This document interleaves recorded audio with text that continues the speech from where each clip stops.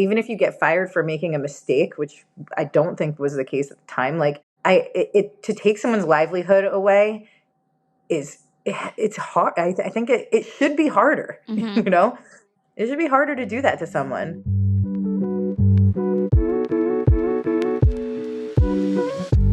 Hello, everyone, and welcome back to the Mind Body Planet podcast. This episode is so exciting because it is the start of a fun little series with Kate Assaraf, who is here. Hello, Kate. Hello. And this series is going to be so fun because it's going to be these kind of deep dives into different topics and just our personal experiences around different topics, from sustainability related things to just like mental health and wellness and just kind of what's going on in the world. And, I love coming on here and doing deep dives by myself, but sometimes it's really nice to have another person to kind of bounce back and forth and really have like a true conversation with. So that is kind of what I hope for these episodes to be. And so we're going to title it Dip Into It, is kind of what I was thinking.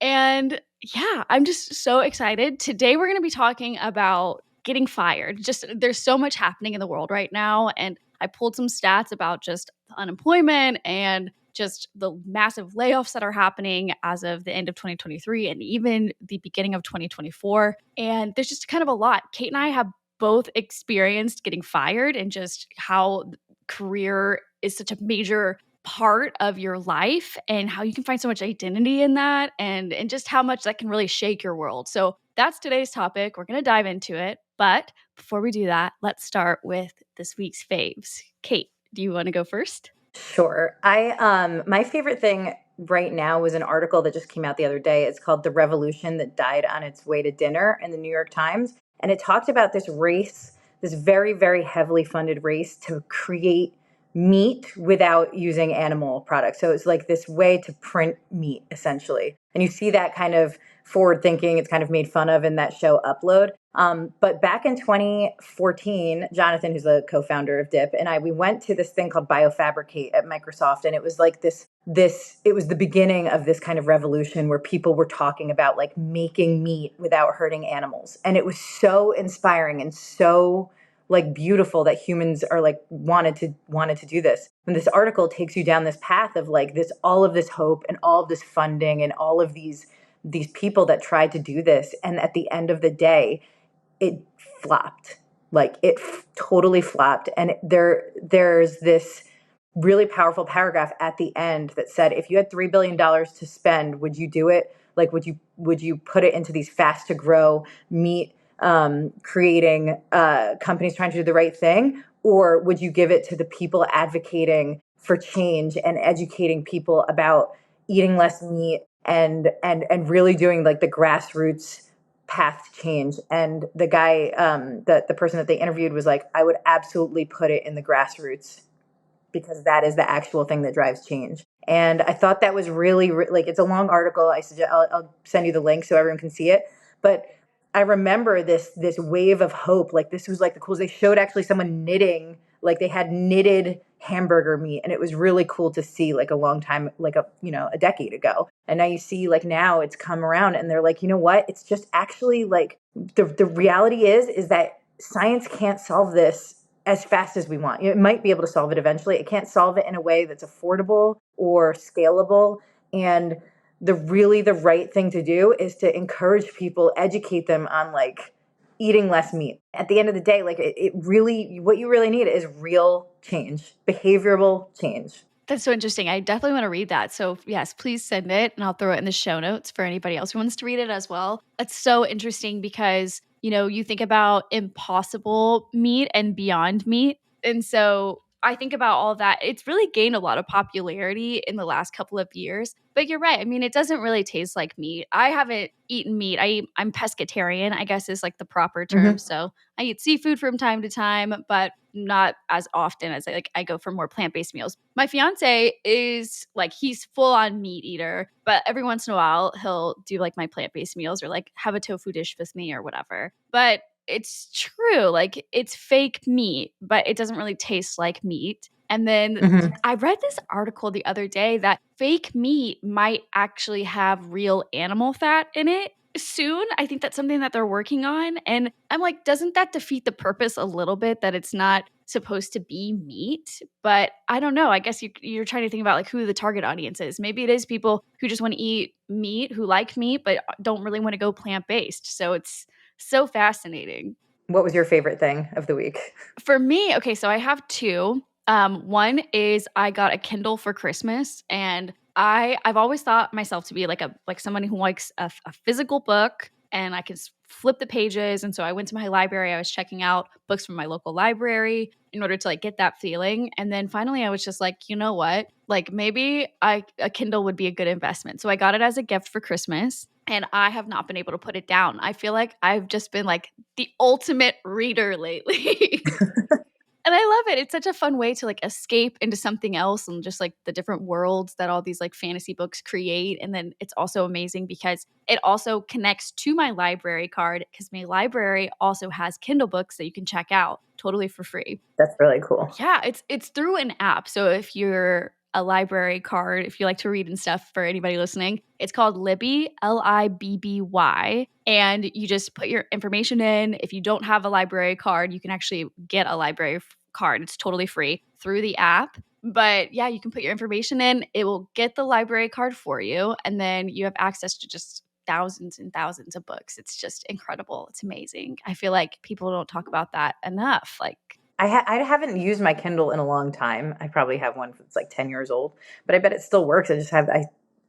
I'm like a physical book person. Part of that, I just like think of myself as like an old lady that just like likes to cuddle up with the book. There's like kind of something like tactile about that I really love. But you know, you've kind of inspired me to bust out my Kindle. I know exactly where it is. yeah. Okay, good. So that's definitely one of my favorites. I have read this year so far, I think I've read like 5 or 6 books, which is crazy because I never read that many books so close together before this year. And then the other favorite that I have is something called a Jellycat. It's a stuffed animal brand. Are you familiar with them? So I've heard of them, but I don't know. I've heard a lot of people have like transitioned from Squishmallows over to Jellycat. Yeah, it's basically I don't know how they do it, but someone basically it's like they have their traditional stuffed animals, a teddy bear, just like normal animals that you could get in a stuffed version. But then they also started turning like random everyday objects into stuffed animals as well. So like broccoli, you can buy broccoli, it's got a little smiley face on it, some little feet that are like so Cute. cute. Let's see, a carrot, a coffee cup, you can get like a thing of popcorn and a stuffed animal. It's just very unique stuffed animals that I certainly did not have access to as a kid. It's like the silliest thing for me to really love, but they bring me so much joy and happiness. I'm like, oh, like I just love it. Yeah, I'm gonna check them out. I haven't seen them, but I keep hearing there's like a buzz in the toy world about them. And I used to like I went from beauty into toys, and a bunch of my friends actually are the people behind Squishmallows. Oh, And cool. it's like, but I've been watching from afar. It's like it's crazy that whole industry. But I'm excited to see these things. But I want to go ahead and hop into today's topic. It's all about getting fired up, is kind of what I think I'm going to title this episode because I just think it really encompasses what we're going to be talking about. I know you and I have both had experiences of just the shift in this job industry, just not only our industries as far as sustainability goes, but just as a whole. Like I know have been lots of tech layoffs. One of the stats that I pulled was that in the first 4 weeks of this year, nearly 100 tech companies, including Meta, Amazon, Microsoft, Google, TikTok, and Salesforce, have collectively let go of about 25,000 employees. And at this point, I know Snapchat, I think it's Snap now, also just had another layoff. So that is from after I pulled that stat, which is just crazy to think about. That's a lot of people. Hmm. That's a lot of people trying to buy groceries. It's a lot of people trying to make ends meet, pay rent based on their salaries. Like it's a lot of shaking up to do in one very specific industry. I've heard a lot about it. Like a lot of people, I guess see it on TikTok. They accuse these companies of inflating the salaries and then wanting to rehire at a lower salary. It's easy to say stuff like that or like for companies to approach it that way when you're talking about numbers and data. But when you really think about like every job you've ever had, and there's like human beings involved in there, and human beings, like we're all part of this like webbing in a community, and like it's very strange for I'm a business owner. I have employees now. Like it's very strange for me to think of people as data. Hmm. You know, and to just kind of like cut them off, or for people to be like, oh well, no remorse, like this is just capitalism. It's like it's not just capitalism. It's human capital. It's different. These are people that come with like a wealth of knowledge, and they leave with a wealth of knowledge from that industry, and then there's like nowhere for them to go if jobs are kind of getting just cut and slashed everywhere. What do you think? Yeah, I just find it so crazy that sometimes it really does come down to being a number, and that just feels so inhumane and so wrong. But I know there was a viral TikTok video of a girl who filmed herself getting laid off. She had a feeling that that's what the meeting was called for. Have you seen it? I've seen it, yeah. And in the video, they're saying, well, it's performance based. But she said, well, I've only been here less than a year. I think she said it was maybe 6 months at that point. I'm not entirely sure how long she had been with the company, but not long enough to really know the ins and outs of your job and to excel in the time you're given, you know? Well, she was set up to fail. Yeah, set up to fail. Mhm. And I think something interesting as well when I pulled that stat is people are calling these layoffs copycat layoffs. So once one company does it, then people feel like, oh, this is already happening. So we won't be looked at as much if we just kind of trail along with everybody else who's doing it anyways, because now it's just an industry wide thing happening, not our thing happening. It's the perfect noisy time to have this happen, because like yeah, they can kind of go under the radar that way. It's wild to me. I don't know what it's like to run a huge business, and I never really want to know. Like for my own company, I get criticized a lot for the way I run my business because I'm not on a trajectory of growth. Like if Dip sells the same amount every month, I'm fine with it. Mhm. I don't have this like desire to grow it, and I don't have this desire to put my employees under stress, or as long as I can keep my company going and it supports the people the way it's supposed to, like I'm actually fine with it. But I think if you get into this, you're like a CEO and you have to answer to investors, or you have to answer to like a board or any of these people, like the first thing you can do is just slash salaries, and it's so sad. It's like, it actually makes me sad that this is like, we're kind of like brainwashed into this like Shark Tank version of business, right? Where you want investors and you want to grow. That comes with it's this tremendous, and I'm not like me feeling bad for CEOs at all, because like who cares, right? But like this tremendous pressure on leaders to they have to go between doing the right thing and doing the right thing for their employees versus doing the right thing for their investors. And I think there's going to be a shift. I hope 2024 is the year that people shift into supporting smaller brands Mhm. that aren't like heavily invested and are led by people that are on a mission to grow something more slowly, because I think you'll see a different kind of culture in the leadership there. I think you're right. And it's interesting that you talk about investors because, especially when you have a publicly traded company, a lot of the decisions of their leadership teams fall into, well, what will make our investors happy? What will make that section of people happiest? And a lot of times it's not what the employees want. It's something completely different, or, the trajectory of this grow mentality like you talk about. But I do find it interesting when you compare that, like these ultra large companies to smaller brands. There is such a shift in the culture of a company because you're able to cultivate it a lot more and put actual time into getting to know each and every single one of your employees versus being a number on a page. Yeah, I mean the dip team is only 4 people. I have 2 people that work for me. They had lost their jobs, and I created jobs for them. I built my own factory. I took them from this company that went bankrupt. I gave them jobs, and they were in their 60s.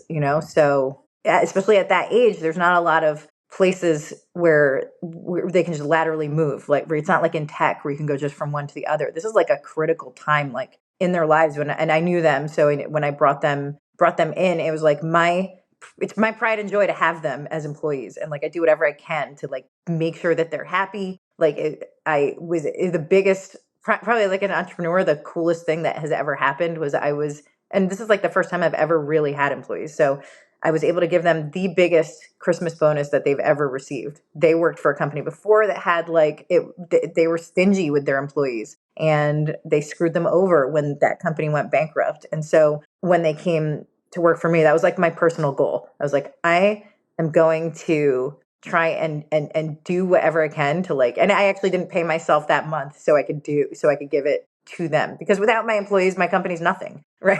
Like I can only do so much. I hire people that are better than me to do this thing. And so, I learned kind of like what kind of leader I wanted to be because I have been fired before. I want to bring it back to like just what it's like to get fired. Mhm.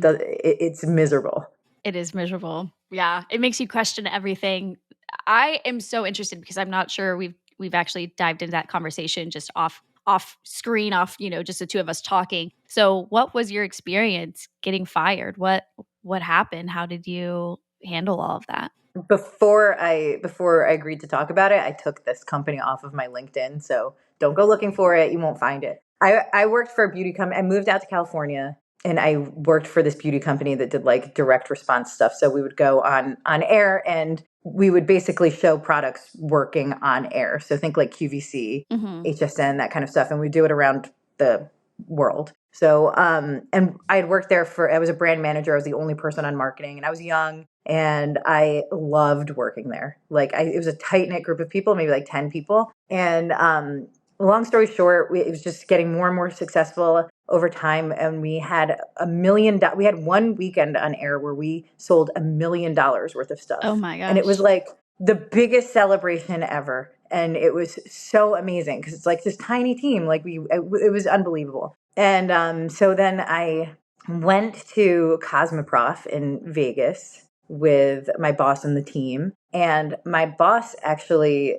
made a very suggestive, like we were alone I was carrying things from the trade show to the hotel room. He made a very suggestive comment to me. And I kind of laughed it off because it was, in the 2000s, right? So like I kind of laughed it off and was like, haha, whatever. And so I left the room kind of. I remember calling Jonathan and being like, ugh, this guy just said something like so inappropriate and I don't know what he like expected. So whatever. You kind of just are just like, maybe I heard it the wrong way or whatever. Then we get back, I got a big bonus, like a bonus at the time for me, and I was young, like looking back, it wasn't a big bonus. It was like a cheap way for him to like get rid of me. And then maybe less than a month later, fired, like out of the blue. Whoa.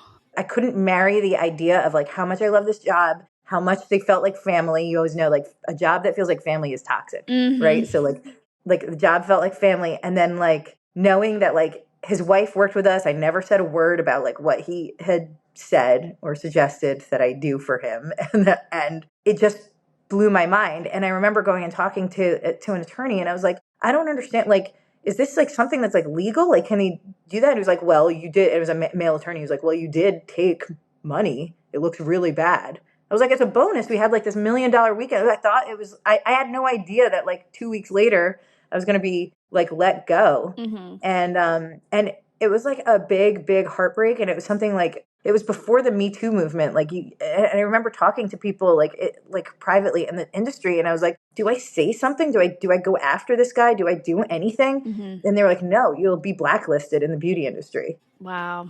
It's a weird thing that I'm so happy like employers are more scared of this now. Because when I was fired, they weren't scared. It was kind of like, heh, like, what are you going to do? So to be honest, like looking back, I was like weak and scared and like just like crawled into a hole and tried and got another job that was better. Mhm. And that was my comeuppance. But like all these women that really like voiced what happened to them at the time of that like Me Too movement, like they were way more brave than me. And I think that strength in numbers that happened at that time was so important and such an important shift in just like being a woman that is at work. And I remember seeing all the backlash of that movement, and I was especially from people my age, right? Because they're all like, "Oh, you have to tough it out, you have to," and I'm like, "No, this is good." I was so full of shame Mm. that I just didn't tell people. Like I was just like, "Oh, I'm just taking a break," you know. Yeah. I didn't, and when something like that happens to you and you get fired for something like that, like you and especially in your 20s when you're young, like it messes with your head. You're like, oh no, was I flirting? Was I making like any suggestive anythings? And like, and I could honestly say with all my heart, no, I did not give any of those, but like, it didn't matter. It didn't matter because that was just the way it was at the time. But I think even if you get fired for making a mistake, which I don't think was the case at the time, like To take someone's livelihood away it's hard. I think it should be harder. Hmm. It should be harder to do that to someone. What happened with you? How were you fired? Yeah. So thank you for sharing that.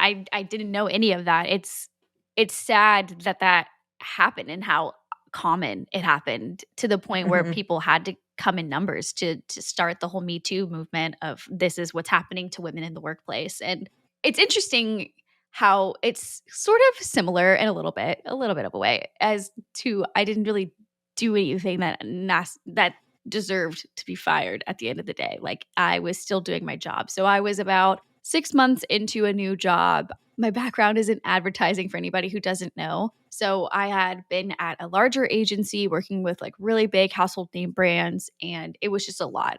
I mean, kind of going back, it was a publicly traded company and I felt like a number. I did not like that. And so my thought was, well, I still love this job and I love advertising. So let me go to a smaller, more local agency working with more mom and pop type shops, like local businesses where you actually can get to know those people more. And I think I'll be a lot happier doing that. So I did. I found a job and I was probably 6 months into it when I found out that they were not taking taxes out of my paycheck. And I obviously was freaking out because I was hired under the pretense that I was an employee and that I was like a W-2 type of employee, not an independent contractor that would be in charge of taking care of all of those taxes. And so after some research, I found out that what they were doing is essentially tax evasion. I addressed it with them and was like, "Hey, is this true? Am I really a contractor and not a true employee?" And they came back to me and they were like, "Well, yeah, like everybody at the agency is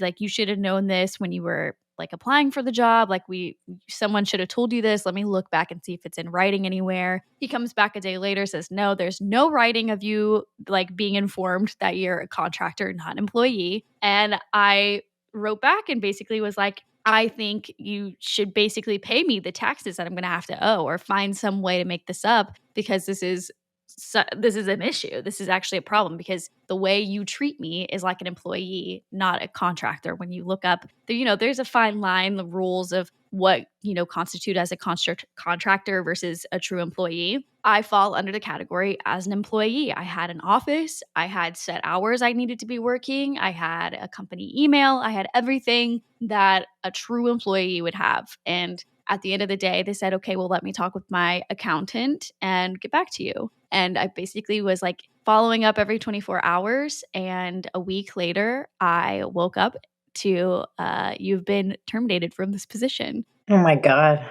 And it was soul crushing. Obviously, it was huge, major red flag that this was even happening and that I found out and that I was never told. And honestly, panicking. I was like, I have not been putting away this money that I'm going to have to pay. So I had to Right. take out of my own personal savings account in order to pay off my taxes. And you would have behaved differently had you known. You would have like kept track of your miles. You would have expensed your Right. gas. You would have done like all of these other things that would have prepared you for this and would have, it's slimy to do that. Yeah, yeah, it is. It was a male dominant agency as well, and I don't think I fit in with them as well as the other like boys, on the team. Because there were times in that office that my boss would have straight up screaming matches with these other men in the office, and nothing ever happened to them. Like they were never fired, but me, I said, "Hey, this is wrong.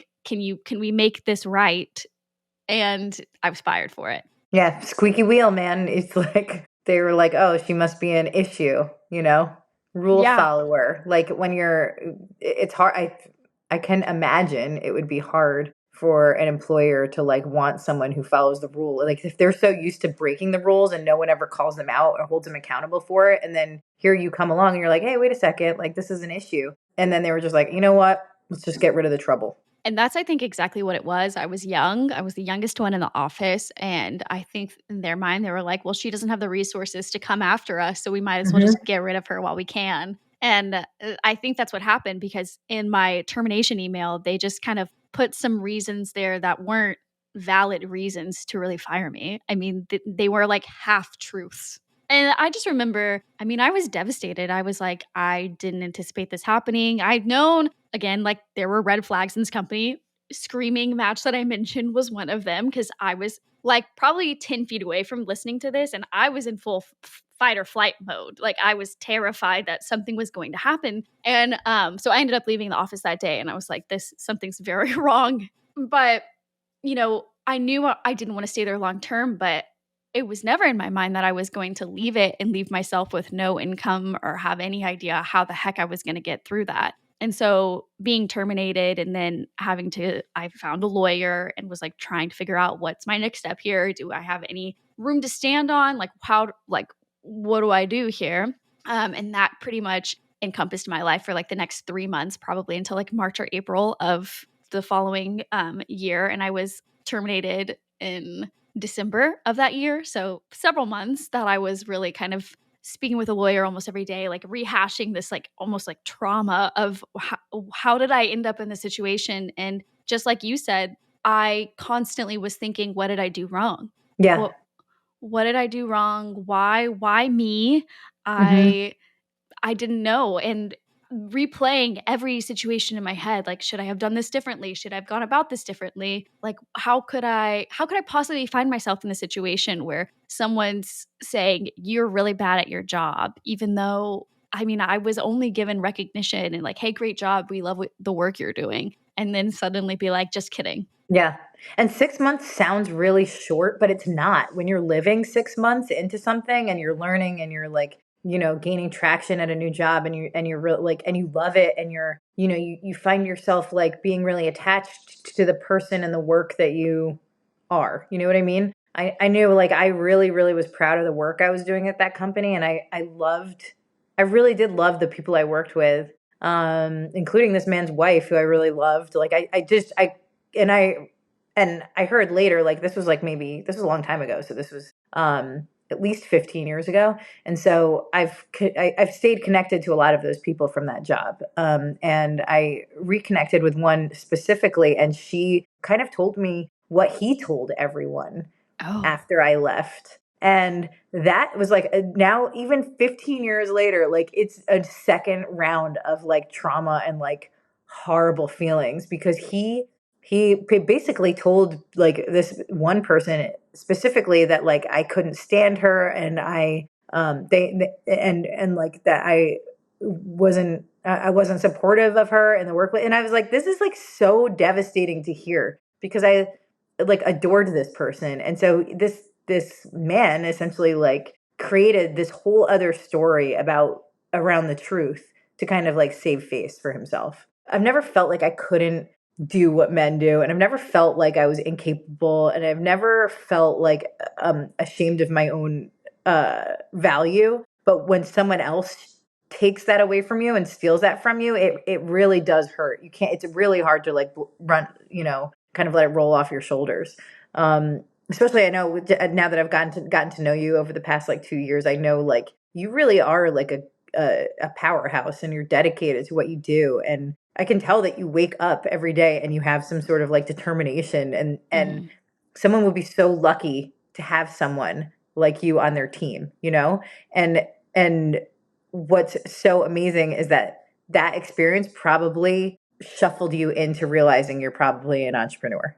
I was really lucky at the point that all this had happened to me. I had social media kind of something that I had already grown a following on, had already kind of signed a few contracts with brands. And I was like, well, this is a really cool opportunity. Let's just see what happens and see where it goes. Mhm. And I also was living with my fiance, and he is just an angel and said, if this is something you want to do, like, let's just see what happens, give yourself space to figure it out. And so I wasn't pressed to have to find another job like right off the bat, which was really Mhm. nice. And luckily, I've made it this far. So now it's been over a year now, and I've been self sufficient and just embracing the entrepreneurial journey at this point. And I'm really lucky that I at least had something kind of like that to fall back on. But I did also see that LinkedIn did this huge study back in August 2023 and found that it takes an average of 7 weeks to find a job. And that's from submitting your application to starting your first day. And for many people, like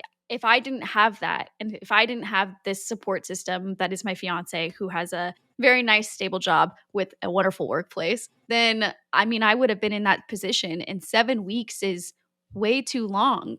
That's way too long if you're let go from something, whether it's, something that's a massive layoff, like all these tech layoffs are happening, or something that's a wrongful termination, which is what it sounds like both of us went through. Right.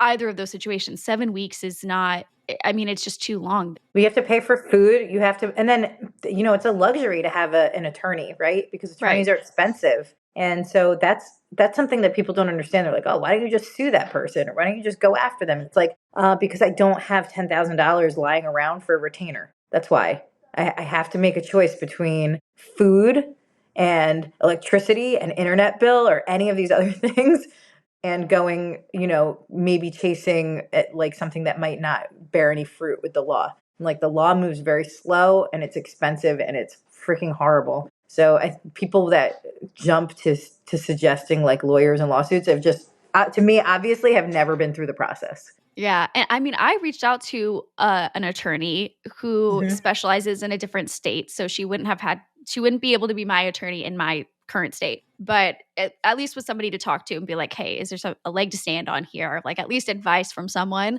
And Yeah. so we kind of work together. But I mean, again, like you said, it's a long process to have to go through something like that. In fact, she emailed me a few months ago and was like, hey, do you have any updates on this? And it had been a year since all this had went down, since the first time I messaged her. And it's like every time you have to relive that trauma, you have to relive this experience that you went through and the just doubt that it puts in you and your ability. And you're right. I'm someone who just says, well, get a lawyer. At the end of the day, I'm probably spending more money than the money I lost out on just having to pay my taxes because they're doing tax evasion, you know? Yeah, you have to do that like cost benefit analysis. You're like, and most people choose food, right? Like they don't Yeah. choose revenge, like possible revenge. They choose food, they choose shelter, they choose these other things. And I went through that too because I was like, even at the time, I was like, do I go after this person and then potentially be blacklisted in the industry? Or do I just put all of my energy into finding another job? And I did find another job and it was amazing. And had a bump in my salary and all these other. So everything turned out okay, but it didn't turn out okay quickly. It was like I was living in LA. It was competitive place. I still like when people ask me about what happened at my last job or like why I wasn't working there anymore. Like I had so much shame Mhm. because I had broadcast that I loved it so much, and then suddenly I wasn't there anymore. I do think that at least now there's so many opportunities to at least generate income Mhm. using just your wits. I'm hoping that companies start to treat people like humans again. But for now, I just know like you've come out on the other side, and look at you now. Like you look like you're genuinely like happy and love what you do. Yeah, I do. I feel really thankful. I think if there was one piece of advice I had to give to someone who was maybe, living that same experience that we both experienced, it's that you have to really remind yourself that you're more than what other people are making you feel like right now. Hmm. And I had to constantly remind myself, like, this isn't my fault. But in my head, all I'm thinking is I got fired. And when people say you get fired, usually that means you were bad at your job. And Hmm. for somebody who I loved what I did, maybe the people were a little questionable, but the job itself that I was doing, I loved doing. And I was told that I was good at it. And so for someone to be able to just rip the rug out from right underneath you is devastating. It makes you question everything. It's like I felt like I was walking on eggshells for myself. Like I was scared that I was no longer worthy or like couldn't get a job again because on my resume, I couldn't put that job there anymore. So now it just looks like, well, now I'm self employed. So I don't have to worry about that, which I'm very thankful for. But, at the time I was wondering, well, if I had to get a job, what would I put during that 6, 7 months that I worked there? Just leave it blank. And then aren't people going to have questions? Because I didn't want, I mean, just like you said, you removed it from your LinkedIn. Mine, you can't find that I worked there anywhere because I don't want to talk about it. It's truly a time in my life that was so, so low. Yeah, me too. I remember going on interviews after, and I was so self-conscious. Like I didn't even know what to wear. And I was so nervous if they ever like called that company, like what he was going to say. And it's hard enough to get a job in the first place, but then to have this like scarlet letter that you impose on yourself, it makes it like 10 times harder, because you have to go into those interviews or those phone calls like with all the confidence in the world, and like when someone kind of robs that from you, it's tough. What did it take for you to feel like you were back on your feet again after that? I got a really amazing job. I ended up working on a Kardashian brand, and anyone can say what they want about the Kardashians, but had a different boss. My boss treated me like the rock star that I felt like inside, and yeah, he was amazing. And he like proudly brought me to the Kardashians' house, and I was like the representative of the whole brand when I talked to them, and it was a really cool time in my life where it felt like a complete turnaround. I went from a job where I must have not been truly appreciated, to one where I felt so appreciated. It took a lot to get there, and it took a lot of like phone calls and contacting everyone I knew at the time, and kind of sucking up that pride and not really telling the story of why I was let go. I just kind of I had to just I had to just power through, because I was alone in LA. Like my family was all in New Jersey at the time. And that's when I felt like I made it. There was like a moment, 6 months after I was working there, where, we had left the Kardashians' house. The Kris Jenner was very happy with the work that we were doing. Everything was kind of first of all, it felt very LA. Like it was a totally different life than I had the year before. I kind of always do that. I'm like, remember this time a year ago, you were like working 18-hour days for someone that ended up firing you, and now you're working in this other thing where you're like appreciated and taken out. And like that's when I really felt, when we were leaving the house, and Krys was like, this is amazing. So that was a very cool change. I guess that just comes with time then. You Mhm. knowing that there's something better out there and that you may feel low right now, but it gets better. And you just have to know, I guess, look at it like a lesson. You learned that this is not a kind of community that you would want to work in again, and finding something that's different than that. Yeah, that's absolutely right. And for anyone that's looking for a job, like we often for DIP, we do hire freelancers right now. I can't bring on anyone else full time, but if there is anyone that has something that they might want to contribute, like reach out. I'm open to hearing it, and I know how hard it is. I know how hard it is to be unemployed. Seriously. I think one of the biggest pieces of advice that I could give to for people who are out there looking for work is to just put your name out there. Like, do the Mhm. craziest thing, something you're like, that would never work. You never know what might pan out. I had posted on social media. Obviously, that worked out for me, and now I'm able to do this full time. But if that wasn't the case, then throwing your name of a friend who knows someone who's hiring, you never know who along the way can help you. And even if it's just sending an email to a brand, hey, I love your work. How can I help? Do you need help with social media consulting? Do you need help with, whatever your field is? And seeing what comes from that, because even if it's a 3-month contract, if it's not long term, it's enough to get you through just continuing to apply for more. Totally. I actually am. I just hired someone to do some freelance she lost her job, and now her apartment, like she has to leave her apartment because of some Wow. other thing. And I'm like, okay, I can throw you some ducats. Like, here's the work I need that you can take off my plate, and like, you can help. Like, I'm happy to do that. And, and I know that what she's going through is like happening everywhere. I can't help everyone, but if I can help someone, like I'll do my best to make that happen for them. I think another thing that I have taken away from that experience is that I use it as motivation sometimes, because now that I'm on the other end of it, I know that it was wrong. I know that I didn't deserve it, and that it was just poor timing and poor people, and just there was a lot out of my control. And so I use it as motivation that I felt like that once, and now I don't, which means that there's even more than what I'm doing right now, that there's still growth that can be made. And I think motivation is probably one of the biggest things that I'm able to take away from that now when I reflect on that experience. It's amazing. I love that. Any other advice for anybody that may be experiencing this? I could just to say from a brand owner's perspective, and people do send me resumes all the time. It helps if you write to a brand, and if you use the product. Like a lot of times, people write to me and they're like, "I love the idea of your product," and that's not the same. It doesn't hit the same as someone that has been using it for a long time and really loves it. Don't tell people you love the idea of their product, and it comes off with an ick. So if you really, look around your house, like the things that you use, the things that you love, brands want to hire people that like love what they make, and do. It might not be a tangible thing. It might just be like something that a brand does. My biggest advice is like shop from within what you love for a job.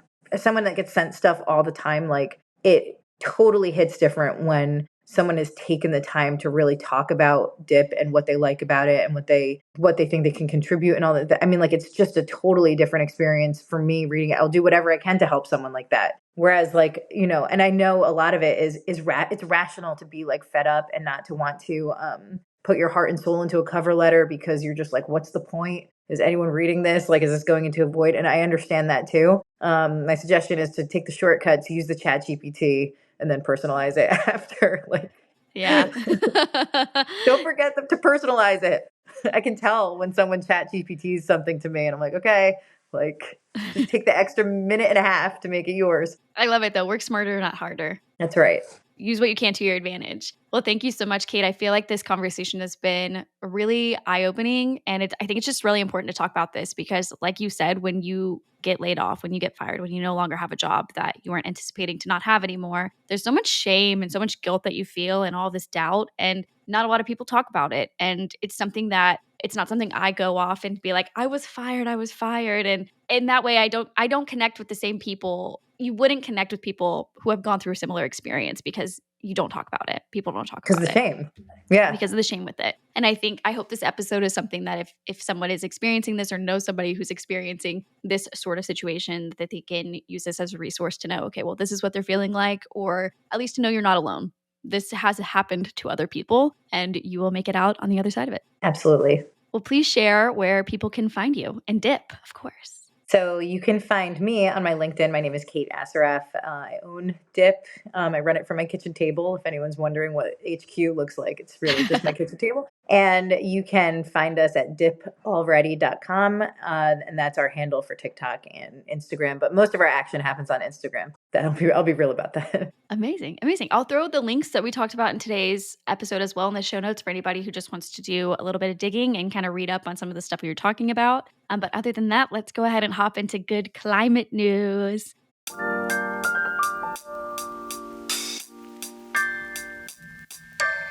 Normally I do this by myself, but keeping Kate with us today since it's our new little mini series. Today's Good Climate News article is titled that LinkedIn, well, it's not really a title because I didn't write down the title, but this is like the snippet from it now that I'm reading my notes here. LinkedIn recently ranked sustainability analyst and environment health safety manager among the 15 fastest growing jobs in the US. Its rankings were based on LinkedIn's members data from January 1st, 2019 to July 31st of 2023, which is amazing. It's so cool to see sustainability jobs really kind of perk up in the ranks there. I think that's saying a lot because 10 years ago, I don't feel like eco-friendly and sustainability related jobs were nearly as popular as they are now. Now, sustainability kind of got a lot of eye rolls before, but I think people are starting to take it way more seriously now, both as like employers and on the business side, and then the people are choosing where they want to work, like because your life is precious, where you choose where you want to work, like, and spend a lot of your life. Like people want to work for companies that are making the right changes. Absolutely. Absolutely. Well, thanks for everybody listening to today's episode. If you would like to learn more about the podcast, you can find us on Instagram at Mind Body Planet Podcast. And you can find me at Crystal and Geyer on pretty much every Instagram, TikTok, YouTube. I'm everywhere. So thank you guys so much for tuning into today's episode. And we will see you next week. Bye. Bye. Thank you.